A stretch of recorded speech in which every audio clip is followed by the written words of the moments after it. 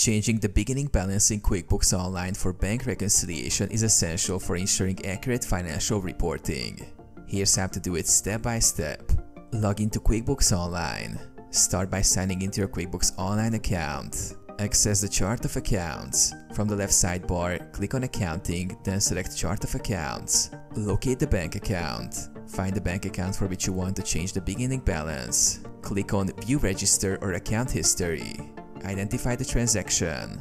Look for the transaction labeled beginning balance or the initial transaction for that account.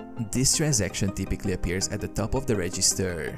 Edit the beginning balance. Click on the transaction to open it. You can adjust the amount in the amount field to reflect the correct beginning balance. Save changes. After making the necessary changes, click Save and Close. Reconcile again. Navigate back to the banking menu and select Reconcile. Review your reconciliation to ensure the new beginning balance is accurate.